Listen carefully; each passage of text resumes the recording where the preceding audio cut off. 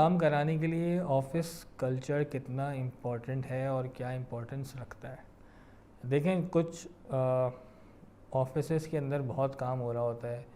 मगर वो कंपनियां या ऑफ़िसेस या उनके प्रोडक्ट्स ग्रो नहीं करती। तो कई दफ़ा ऐसा होता है कि आप देखते होंगे कि आपके दोस्त या आपके जानने वाले 10-10 घंटे 12-12 घंटे काम करते हैं, लेकिन उनकी तनख्वाहें नहीं बढ़ रही होती या उनकी तनख्वाहें एक स्टेज पे आके रुक जाती हैं। तो उनका प्रॉब्लम ये होता है या उनकी ऑफ़िस का माहौल ये होता है कि 4 घंटे 6 घंटे काम करना है, बाकी टाइम जो है वो सोशल मीडिया पे एक्टिव रहना है या और दूसरी चीज़ों के अंदर। आज के टाइम में तो आपके पास बहुत सारी ऐसी टूल्स और ऐसे गेम्स अवेलेबल हैं जिसके ऊपर आप पूरा दिन अपना आराम से गुजार सकते हैं। लेकिन आपको देखना ये है कि अगर आपके ऑफ़िस का माहौल और ऑफ़िस का कल्चर ऐसा होगा कि ऊपर से नीचे तक लोग काम काम और काम कर रहे हैं और स्मार्ट काम कर रहे हैं, ऐसा नहीं कि बस काम ही काम कर रहे हैं, लेकिन लोगों की, बाकी आपके ऑफ़िस के अंदर जो लोग हैं उनकी भी हेल्प आउट कर रहे हैं, उनके साथ मीटिंग्स कर रहे हैं, उनसे बातचीत कर रहे हैं, लेकिन कुछ करते हुए नज़र आ रहे हैं। अगर आपके ऑफ़िस का माहौल ऐसा होगा तो यकीनन आपके ऑफ़िस के तमाम लोग ज़रूर ग्रो करेंगे, उनकी प्रोडक्टिविटी बहुत अच्छी रहेगी और वो काफ़ी ऊपर जाएंगे, बहुत ऊपर जाएंगे इंशाल्लाह। लेकिन अगर आप अपना ही एटीट्यूड ऐसा रखेंगे ऑफ़िस के अंदर कि आप आने के बाद 1 घंटे 2 घंटे बाद आप अपने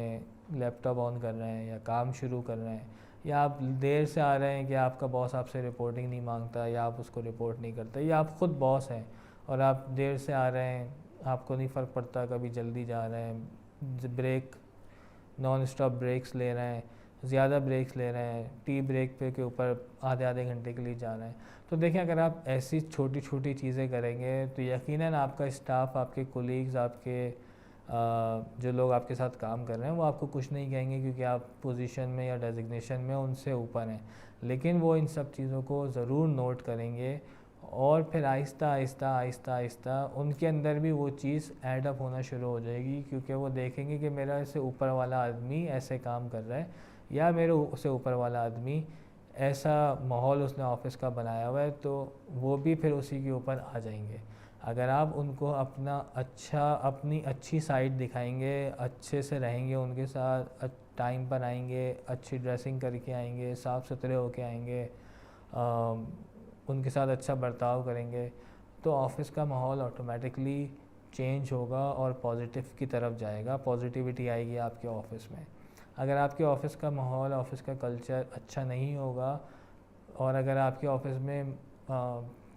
डिफरेंट रिलीजियस के लोग काम करते हैं और उनके अंदर आप समझते हैं कि नहीं, ये नॉन मुस्लिम है तो मुझे इसके साथ यहाँ नहीं बैठना या वहाँ नहीं बैठना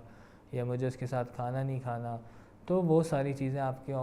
ओवरऑल ऑफ़िस के कल्चर को ख़राब करेंगी। लेकिन अगर आप इन सब चीज़ों का ख़याल करेंगे तो आपके ऑफ़िस का माहौल अच्छा होगा, आपके ऑफ़िस के लोगों की प्रोडक्टिविटी इंक्रीज़ होगी, वो ग्रो करेंगे और आपको ऑफ़िस में जब आप जाएंगे या अगर आप ऑफ़िस नहीं भी जाते और आप घर से बैठ के काम कर रहे हैं या आप ट्रैवल कर रहे हैं, तो आपको फ़िक्र करने की ज़रूरत नहीं होगी, क्योंकि आप अपने ऑफ़िस का माहौल अच्छा छोड़ के जा रहे हैं, तो वो वैसा ही मेंटेन रहेगा, वैसा ही मैनेज रहेगा। लेकिन अगर आप उसको ख़राब छोड़ के जा रहे हैं कि आप कभी टाइम पे आ रहे थे, कभी टाइम पे नहीं आ रहे, या कभी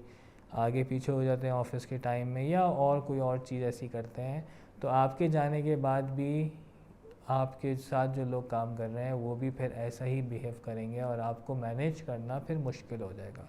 तो ऑफ़िस का कल्चर का ज़रूर ज़रूर ज़रूर ख़याल करें और उसको अच्छा रखने की पूरी पूरी कोशिश करें। शुक्रिया।